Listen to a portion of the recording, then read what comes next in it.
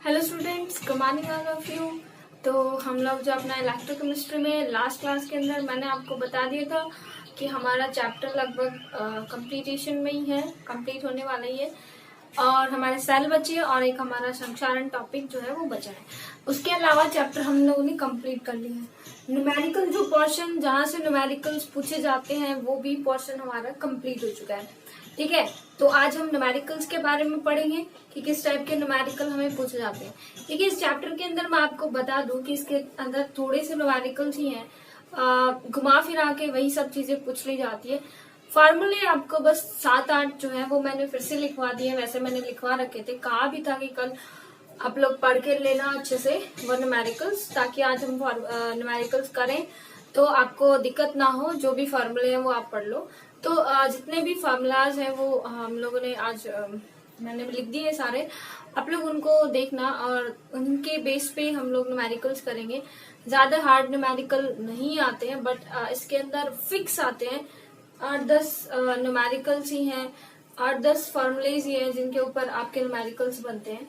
ठीक है, तो अच्छे से आप लोग देखना और समझना, क्योंकि एक मान लो आप लोग अगर थोड़ा सा अच्छे से समझ लोगे तो ये मान लो 2 नंबर 3 नंबर इस चैप्टर से फिक्स हो जाते हैं। ठीक है, तो एकदम अच्छे से देखना। ओके, तो हम लोग फार्मूलाज के बारे में पढ़ते हैं। तो देखिए, डेल जी नॉट जो हम लोगों ने बताया था, डेल जी नॉट क्या बताया था मैंने, मानक गिब्स ऊर्जा। तो उसका फॉर्मूला होता है माइनस का n of E naught cell. E naught cell क्या है हमारी, ई नॉट सेल है उसका स्टैंडर्ड इलेक्ट्रोड पोटेंशियल, जिसका वैल्यू होती है E cathode minus E anode. Cell स्थिरांक, सेल स्थिरांक होता है चालकता गुणा प्रतिरोध। प्रतिरोध को हम आर से शो करते हैं, चालकता ये आपकी के से शो होती है, कापा। मोलर चालकता जो होती है आपकी, जिसको हम लोग लैम्डा एम से प्रदर्शित करते हैं, वो होती है आपकी चालकता गुणा 1000 बटे सांद्रता, जितने उस विलयन की सांद्रता है। ये मान लेना, ये फॉर्मूले आपके बहुत ही ज्यादा इंपॉर्टेंट है। 2 से लेके 5 तक फॉर्मूले बहुत ही ज्यादा इंपॉर्टेंट है, बहुत ही अच्छे से समझना है। फिर मोलर चालकता हो गया, और वियोजन की जो मात्रा पूछ ली जाए, है ना, वियोजन की मात्रा होती है वो मोलर चालकता और मानक मोलर चालकता। तो देखिए, आपको मोलर चालकता की वैल्यू आपको निकालनी होगी वहां से, और इसकी वैल्यू हमेशा आपको दी हुई मिलेगी। ठीक है, फिर वियोजन स्थिरांक, वियोजन स्थिरांक का वैल्यू होता है, इसके बाद ये निकाला जाता है। तो जब आपका अल्फा की वैल्यू निकल जाती है, वियोजन मात्रा की वैल्यू निकल जाती है, तब आप निकालते हो वियोजन स्थिरांक, जो होता है C alpha square 1 minus alpha. अब देखिए, ई नॉट सेल जो होता है वो आपका बता ही दिया था मैंने, ई cathode minus E anode. Simply इस पे भी क्वेश्चन पूछ ले कि भाई ई सेल निकालिए, तो आपको कैथोड की वैल्यू दे देंगे, एनोड की वैल्यू दे देंगे, और फिर आपको पूछ सकते हैं। ठीक है, लैम्डा एम जो नॉट है, देखिए ये मैंने आपको किस लिए बताया है, के ए यहाँ पे कुछ नहीं है। के ए इसका मतलब है, मान लो HCl दिया है, तो HCl में कैटायन होता है H प्लस Cl होता है एनायन। ठीक है, तो वहां पे कैटायन एनायन दोनों साथ में ना, तो जो भी आपका ऐसे कोई भी जो यौगिक है जिसमें कैटायन एनायन दोनों है, जो भी इलेक्ट्रोलाइट है, तो उसके अंदर उसका जो आपकी मोलर चालकता होती है वो क्या होती है, लैम्डा एम नॉट किसका, पॉजिटिव का, लैम्डा एम नॉट किसका, नेगेटिव का। बहुत ही इस पे देखिए लास्ट ईयर क्वेश्चन आ चुका है, लास्ट ईयर इसी पे क्वेश्चन आया था, और बहुत ही इजी न्यूमेरिकल्स आए थे इस चैप्टर से, बहुत इजी। इस चैप्टर से नहीं, लास्ट ईयर तो न्यूमेरिकल्स इतने इजी आए थे, बहुत अच्छे न्यूमेरिकल्स भी आए थे, इसलिए रिजल्ट भी अच्छा रहा है। ठीक है, तो W बराबर ZIT। ठीक है, W बराबर जो हम लोग बोलते हैं कि निक्षेपित होने वाली जो मात्रा है वो क्या होती है हमारी, ZIT, जहाँ पे आपको पता है Z एक कांस्टेंट वैल्यू है, I हमारी धारा का मान है, T हमारा टेम्परेचर होता है। ठीक है, उसके बाद आपकी लास्ट फाइनल जो मैंने कल आपको पढ़ाई थी, दैट इज नॉस्ट इक्वेशन। नॉस्ट इक्वेशन है E बराबर ई नॉट सेल माइनस का 0.0591 भी लगा दो, अपाज आपको इच्छा है, वरना भी लगाओ तो चलेगा। लोग ये जो कंसंट्रेशन है, ऊपर प्रोडक्ट की कंसंट्रेशन, नीचे रिएक्टेंट की कंसंट्रेशन, ये फॉर्मूले जितने भी, मान लो पूरे चैप्टर आपने नहीं पढ़ा है, पढ़ना तो पड़ेगा, चैप्टर पढ़ना पड़ेगा, ऐसा मत सोच लेना चैप्टर नहीं पढ़ना पड़ेगा, चैप्टर पढ़ना पड़ेगा। मान लो आपने चैप्टर अभी तक नहीं भी रिवाइज किया है, ये फॉर्मूला अच्छे से पढ़ लेना। ये फॉर्मूले अगर अच्छे से याद हो गए, न्यूमेरिकल इससे बाहर नहीं आएगा, ये गारंटी है। ठीक है, न्यूमेरिकल इन फॉर्मूले से बाहर बिल्कुल नहीं आएगा। इनका अप्लाई यही फॉर्मूले होने वाले हैं घूम फिरा के। और सबसे ज्यादा इम्पोर्टेंट बता दूं, 2 का, 3 का, 4 का, 5 का और आपका ये वाला। और इस पे तो लास्ट ईयर वैसे पूछ लिया गया है, वरना इस पे भी क्वेश्चन आ जाते हैं, बट इसमें हाफ ईयरली में भी लास्ट ईयर आया था और ईयरली में भी आ चुका है। चांसेस थोड़े से कम बन गए हैं, बट ये मान लो इस बार ये वाला न्यूमेरिकल 100% आएगा। बहुत ही बार पूछा जाता है, तो ये वाला न्यूमेरिकल जो इन पे बेस होता है ना 3, 4, 5 पे, ये न्यूमेरिकल ही आएगा इस बार, और ये लिख के लेना, ठीक है। तो ये न्यूमेरिकल आएगा और इसमें आएगा नहीं, मतलब आने की संभावनाएं हैं, और एक इस पे, ठीक है। तो ये आप लोग अच्छे से फॉर्मूले याद कर लेना, बहुत ही अच्छे फॉर्मूले। और ये है कि फिक्स है, बस इतने से आपको याद करने, उसके बाद हम लोग न्यूमेरिकल्स पे चलते हैं। तो देखिए हम लोग अपना फर्स्ट न्यूमेरिकल देखते हैं। ये हम लोगों ने एक मान लो इन्होंने क्या लिया है कि डैनियल सेल के लिए मानक इलेक्ट्रोड विभव का मान, यानी कि डैनियल सेल के लिए E0 सेल कितना है, मानक इलेक्ट्रोड विभव क्या होता है E0 सेल।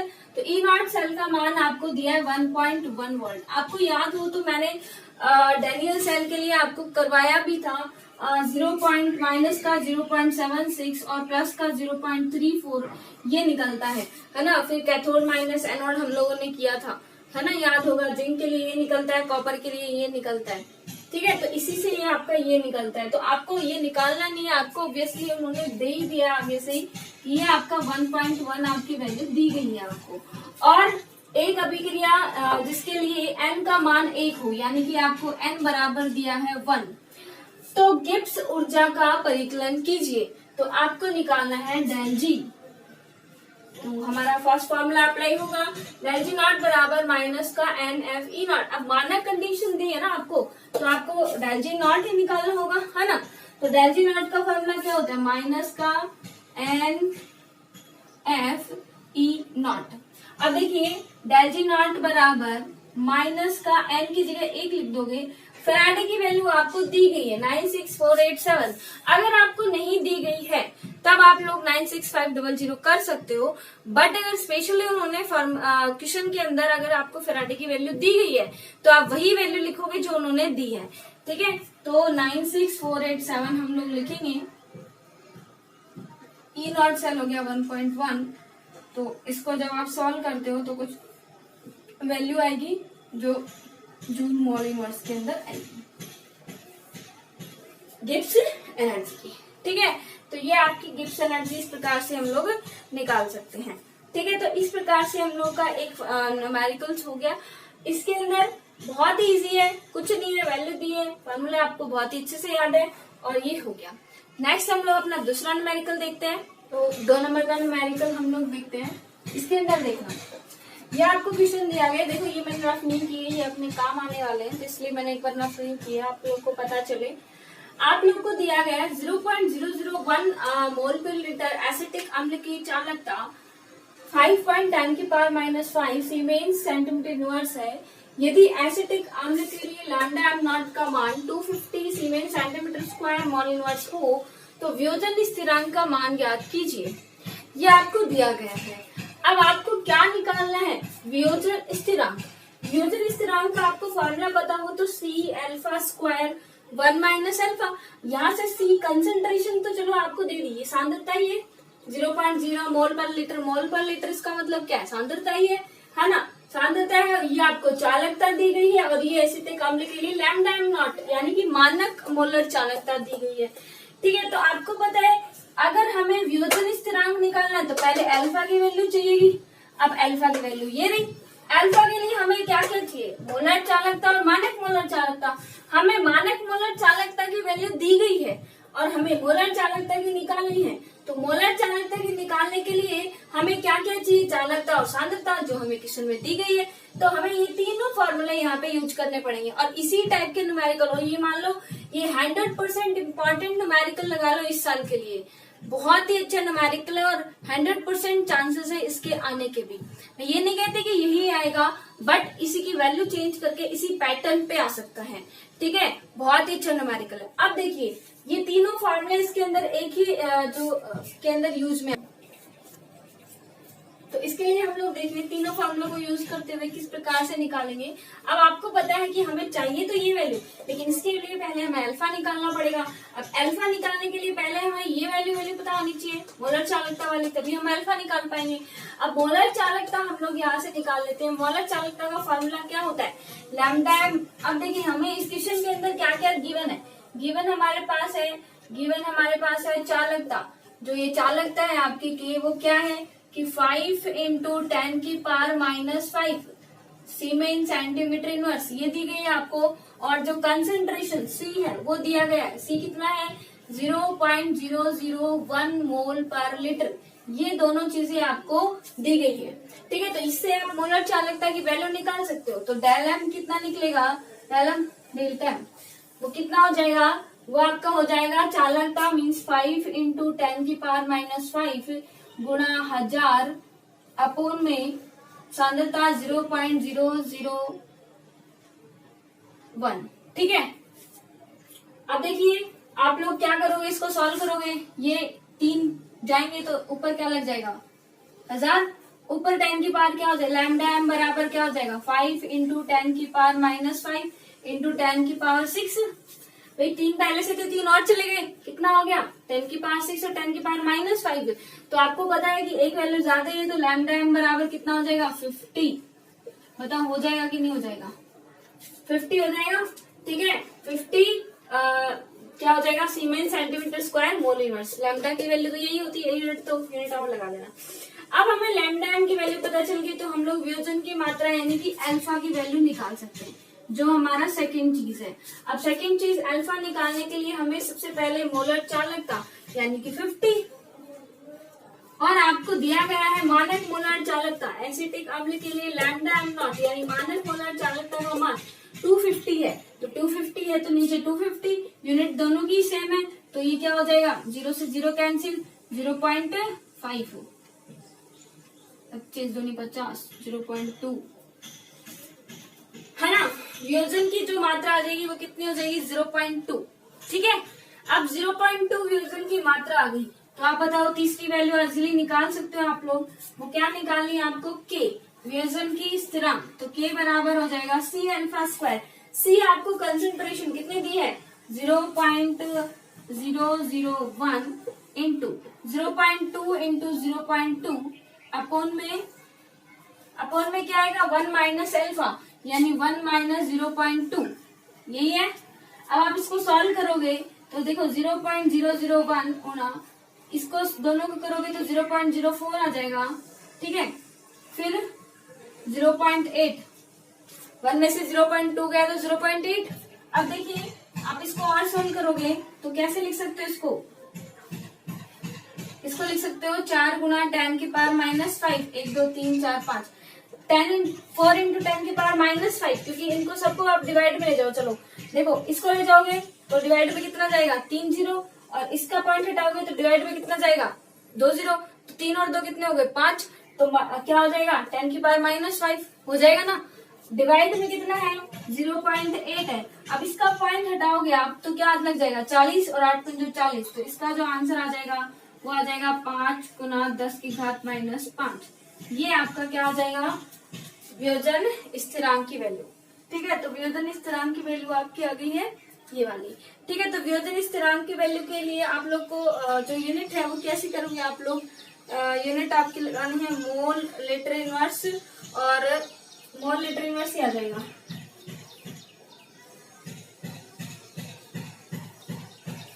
ठीक है। तो ये आपकी क्या निकल गई वैल्यू निकल गई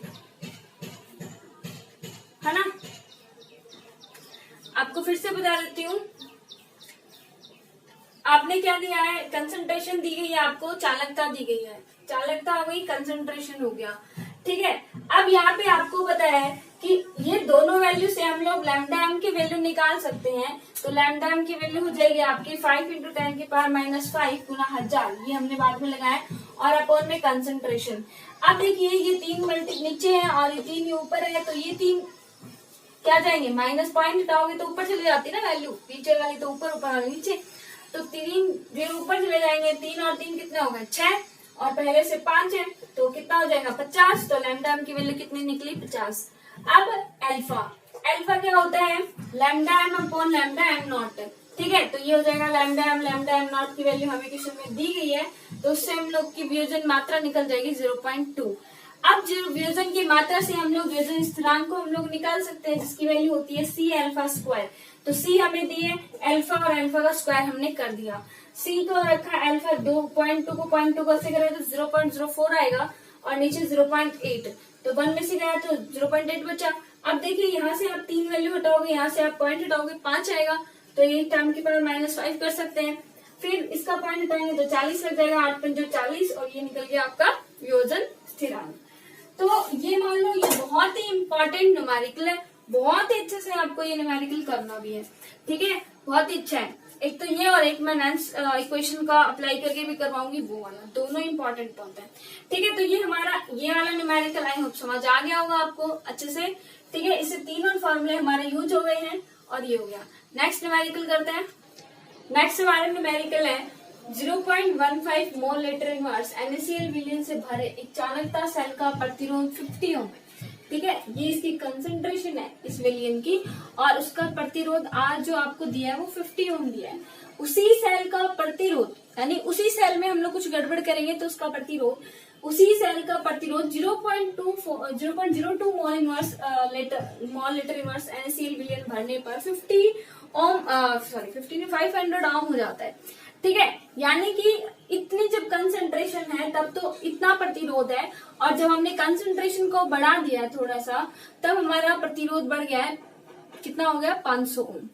तो 0.02 मोल लीटर NaCl की चालकता ज्ञात करो, और आपको क्वेश्चन के अंदर 0.15 विलयन की चालकता दी गई है ना, चालकता दी गई है आपको 1.5 सीमेंस सेंटीमीटर स्क्वायर, ये आपको चालकता दी गई है, और आपको प्रतिरोध भी पता है इस सेल के लिए, इस कंसंट्रेशन के लिए आपको चालकता पता है और प्रतिरोध पता है, तो बताओ क्या निकाल सकते हो। अगर आपको चालकता और प्रतिरोध दोनों चीज निकाल पता है तो क्या निकाल सकते हो, सेल स्थिरांक। ठीक है, तो यहाँ पे हम लोग ये वाला फॉर्मूला लगाएंगे, सेल स्थिरांक। चालकता हम लोग को कितनी दी है 1.5, और प्रतिरोध हमारा कितना है 50। ठीक है, तो कितना हो जाएगा, इन दोनों को आप क्या करते हो मल्टीप्लाई करते हो तो कितना निकल जाएगा प्रतिरोध 75। ठीक है, सेल स्थिरांक क्या निकल जाएगा आपका 75। ठीक है, इसकी यूनिट देख लेना आप लोग, यूनिट देख लेना सेल स्थिरांक की मैंने क्या करा रखी है, सेल स्थिरांक की यूनिट मैंने करा रखी है मीटर इनवर्स। अब देखिए ये हो गया अपना। अब हम लोग को क्या करना है, हम लोगों का सेल स्थिरांक निकला इसी सेल का। अब देखिए क्वेश्चन के अंदर क्या लिखा है, उसी सेल का। अब यानी कि उसी सेल का, तो सेल स्थिरांक तो यही काम में आ जाएगा अपना। तो उसी सेल का हमने कंसंट्रेशन चेंज कर दिया, तब उसका प्रतिरोध चेंज हो गया। तो पूछा क्या है चालकता, तो बताओ अगर हमें यहाँ से चालकता पूछी है और हमें सेल स्थिरांक पता ही है और प्रतिरोध पता ही, तो निकाल सकते हैं। तो चालकता बराबर क्या हो जाएगा, ये चल जाएगा सेल स्थिरांक x अपॉन r, तो ब्रैकेट में आप लोग लिख सकते हो सेल स्थिरांक, ये आपका नया फॉर्मूला बन गया है, लेकिन इसी से तो बना है, और प्रतिरोध। ठीक है, अब सेल स्थिरांक की वैल्यू आपकी कितनी निकली है 75, और प्रतिरोध की वैल्यू कितनी है 500। ठीक है, तो इसे आप सॉल्व करोगे तो जो वैल्यू आएगी वो किसकी आ जाएगी, चालकता की, और उस चालकता की यूनिट कितनी हो जाएगी, उस चालकता की यूनिट हो जाएगी सीमेंस पर सेंटीमीटर या सीमेंस सेंटीमीटर इनवर्स। ठीक है, तो आपको दिया क्या गया था कि सेल को एक कंसंट्रेशन पे प्रतिरोध दिया गया था और उस पे आपको चालकता भी दे दी, तो इससे आप सेल स्थिरांक की वैल्यू निकाल ली कि चालकता गुणा प्रतिरोध इतना ही होता है।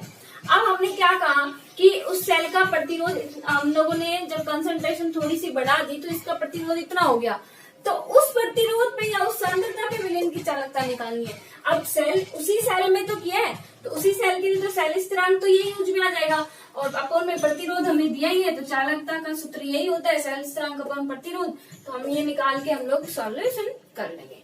ठीक है, तो ये हमारा नेक्स्ट हो गया। अब हमारा एक और बचता है न्यूमेरिकल जो कि नॉस्ट इक्वेशन के ऊपर है। देखो ई कैथोड ई एनोड वाला तो मैंने आपको वैसे भी समझा रखा है, और नॉस्ट इक्वेशन समझाऊंगी तो उसके अंदर फिर से आ जाएगा, उसका कोई ज्यादा मैटर नहीं है। और निक्षेपित होने वाली धातु की मात्रा कितनी है मैंने साथ साथ में बताई थी, और वैसे भी ये फॉर्मूला होता है W बराबर ZIP। तो इसमें आप लोगों को क्या बोलेंगे कि कितने मिनट के लिए, जैसे 60 सेकेंड के लिए और 2 एम्पियर की धारा प्रवाहित की जाती है, और Z का मान ये है, तो कैथोड पर या एनोड पर निक्षेपित होने वाली धारा का मान ज्ञात कीजिए। तो ये फॉर्मूला, और इस पे आप ये वैल्यू रखोगे, बहुत ही इजी चीज है। ठीक है, तो बस एक अपना आखिर इम्पोर्टेंट चीजें बचती है, वो आती है नॉस्ट इक्वेशन वाला जो है, उसके अंदर 2-3 हमारे 2 जो बचे हैं वो फॉर्मूले यूज हो जाएंगे। ठीक है, उसके बाद अपना क्या हो जाएगा, कंप्लीट। नेक्स्ट न्यूमेरिकल हम लोग देखते हैं। इसके अंदर हम लोग नॉस्ट इक्वेशन का यूज करेंगे। अभी मैंने बता दिया, वैसे तो फिर भी आप लोग क्वेश्चन देख के बता भी दोगे कि नॉस्ट इक्वेशन का यूज होगा। निम्न सेल के लिए 298 केल्विन पर ईएमएफ विद्युत वाहक बल और मुक्त ऊर्जा परिवर्तन के मान ज्ञात करने। यानी हमें एक तो ई निकालना है, ई सेल निकालना है, और एक हमें निकालना है डेल जी। ये दोनों चीजें हमें निकालनी है, डेल जी नॉट। अगर डेल जी है तो डेल जी मान लो, डेल जी नॉट है तो डेल जी। मुक्त ऊर्जा परिवर्तन है, और आपका 298 केल्विन आपको टेम्परेचर दिया है। ठीक है, यानी कि नॉस्ट इक्वेशन यूज में आ जाएगी। 298 केल्विन पे नॉस्ट इक्वेशन यूज में थी ना, है ना। तो नॉस्ट इक्वेशन हमारी क्या होती है कि ई सेल बराबर ई नॉट सेल माइनस 0.0591 अपॉन में n लोग product concentration upon reactant concentration. ठीक है, यही होती है नॉस्ट इक्वेशन। अब देखिए यहाँ पे आपको सेल क्या दिया है, जिंक +2, गैल्वेनिक सेल दिया गया है कॉपर +2, और ये कॉपर।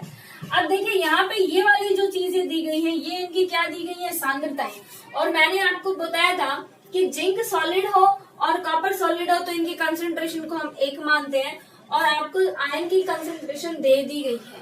ठीक है, तो आप लोग की ये वाला अगर सेल है तो आप लोग की रिएक्शंस क्या हो सकती है, सेल रिएक्शन क्या हो सकती है। अगर ये सेल है तो सेल रिएक्शन जो होगी वो क्या होगी, सेल रिएक्शन होगी, आपको पता ही होगा कि जिंक जो होता है वो कॉपर +2 के साथ जुड़ता है, और जिंक +2 और कॉपर बनाता है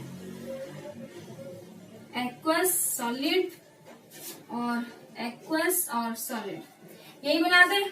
तो यहाँ पे हम लोग जो प्रोडक्ट है उसकी जगह क्या लिख सकते हैं, यहाँ पे अपने इक्वेशन के अंदर अगर यहाँ पे हम लोग लिखना चाहें तो प्रोडक्ट की जगह हम लोग क्या लिख सकते हैं, प्रोडक्ट की जगह हम लोग लिख सकते हैं Zn+2 और Cu, ये लिख सकते हैं। और रिएक्टेंट की जगह हम लोग लिख सकते हैं Zn और Cu+2। अब चूंकि हमें पता है कि आप लोग साइड में लिख भी सकते हो कि कॉपर और equals to zinc equals to 1, इनकी एक्टिव कंसेंट्रेशन आपको क्या लेनी है, 1 लेनी है।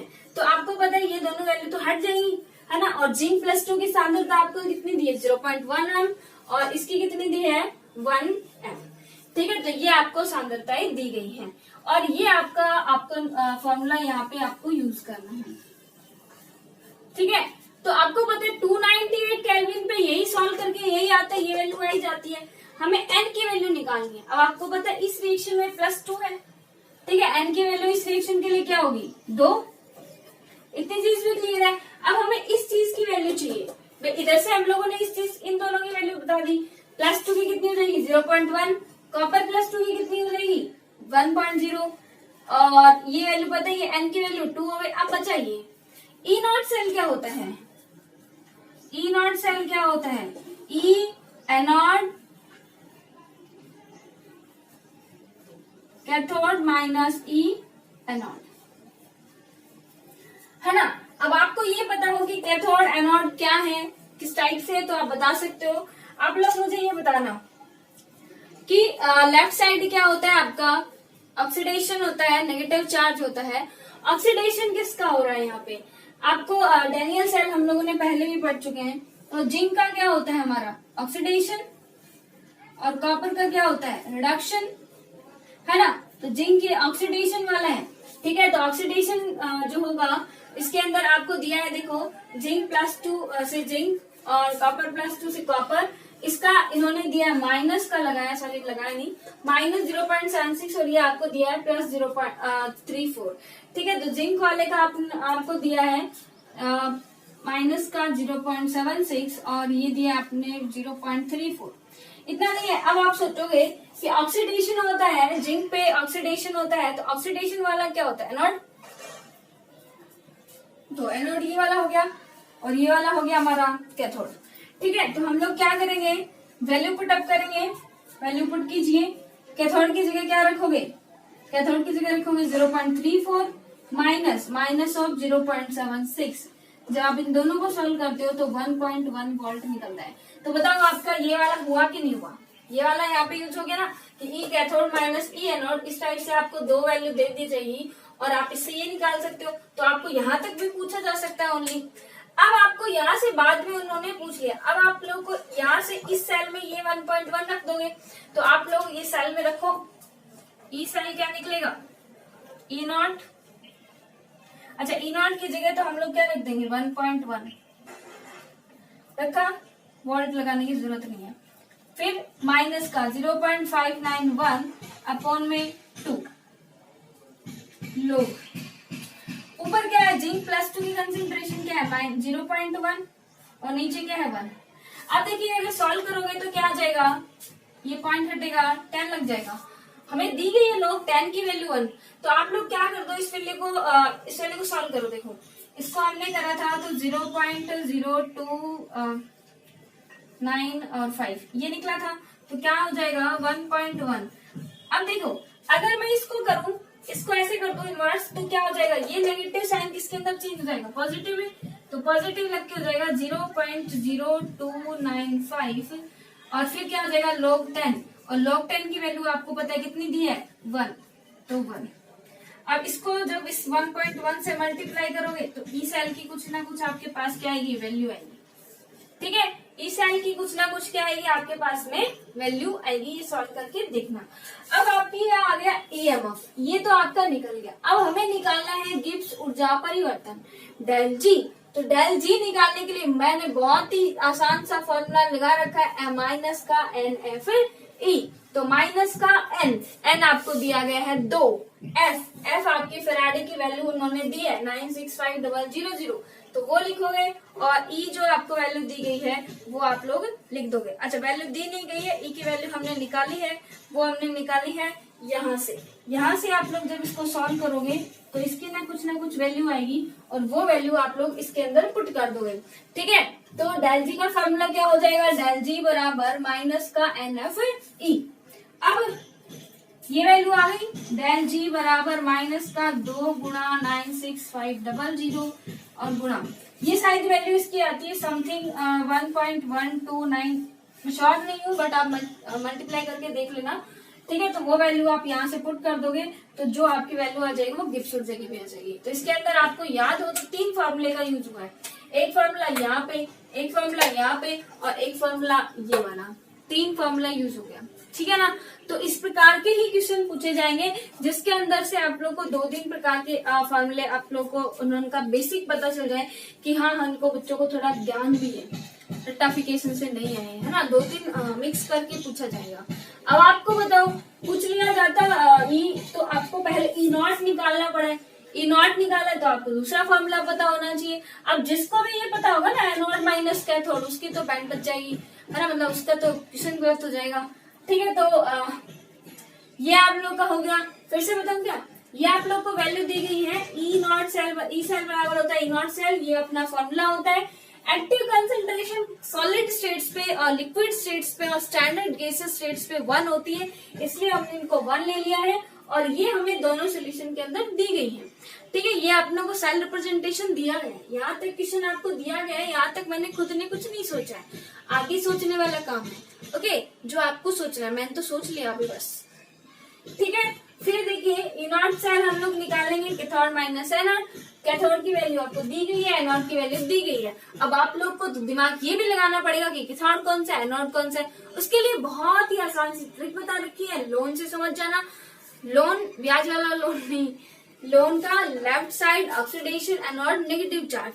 इसका मतलब आपको पता है ऑक्सीडेशन है तो मतलब एनोड वाला होगा, अगर जिस पर रिडक्शन हो रहा है इसका मतलब वो कैथोड वाला होगा। तो वहां से आप लोग एनोड कैथोड वैल्यू निकाल लोगे तो इसकी निकलेगी 1.1। वो 1.1 हमारी ई नॉट की वैल्यू निकली है, तो ई सेल बराबर ई नॉट सेल, इसको काटोगे तो ये आएगा। अब बचा 1.10 आ गया, उसको हम रिवर्स कर देते हैं, तो यहाँ पे पॉजिटिव चार्ज लगा देते हैं। पॉजिटिव चार्ज लगाओगे तो ये वाली वैल्यू ऊपर चली जाएंगी, ऊपर वाली वैल्यू नीचे आ जाएगी, तो उलट पुलट हो जाएगा सिस्टम। तो आपका जब इसको सॉल्व करोगे 1.1 समथिंग इसका आ जाएगा 1.229 जो भी आ जाएगा, देख लेना जोड़ करके क्या आएगा। 1.1 है, इस पे 0.295 जोड़ना तो यही आएगा 1.295 समथिंग यही आएगा। ठीक है, अब इसको जोड़ोगे तो ये आ जाएगा। फिर देखो, फिर भी उनकी तसल्ली खत्म नहीं हुई, इन्होंने आगे कुछ क्वेश्चन पूछा है। आगे पूछा है मुक्त ऊर्जा परिवर्तन कितना होता है, तो मुक्त ऊर्जा परिवर्तन डेल जी वो होता है हमारा माइनस का NFE, माइनस का n वैल्यू हमें पता है कि इसके लिए 2 है, f वैल्यू उन्होंने दी गई है, कुछ नहीं सारी वैल्यू दे दी गई है आपको। ठीक है ना, बस थोड़ी बहुत वैल्यू निकालनी है, वो तो हम निकलवाएंगे ना, 2 नंबर भी तो देंगे आपको। और ई वैल्यू जो है वो क्या आ गई आपकी, जो हमने निकाली है 1.102, वो वहां पे आप लोग लिख देना। और आपको इन दो सबका मल्टीप्लिकेशन करके देख लेना। अब मैं इतना बड़ा गुणा भाग यहाँ पे करने वाली हूँ नहीं, ये आप लोग अपने घर पे कर लीजिएगा। ठीक है, न्यूमेरिकल्स हो गए हमारे। ये मान लो ये वाला न्यूमेरिकल वाला पोर्शन जितना भी हार्ड पार्ट था इस चैप्टर का वो कंप्लीट हो चुका है। अभी बहुत ही इजी पार्ट बचा है, और इजी मीन्स ये मान लो उसके अंदर फिक्स है कि आपको बस इतना ही याद करना, उससे ज्यादा याद ही नहीं करना। ठीक है, लिखवाऊंगी तो मैं ज्यादा, क्योंकि वो एक रिस्पॉन्सिबिलिटी है मेरी लिखवाने का ज्यादा, बट आपकी याद करने की रिस्पॉन्सिबिलिटी मैं आपको बता दूं कितना याद रखना है, उतना ही याद रखना है। ठीक है, तो बस सेल बचते हैं और एक संचारण प्रक्रिया बचती है, उसके बाद चैप्टर कंप्लीट। वैसे तो सुनने में बहुत अच्छा लगता है कि चैप्टर कंप्लीट हुआ नहीं है, होने वाला है। ठीक है ना, अच्छे से नोट्स प्रिपेयर कीजिए। बाय।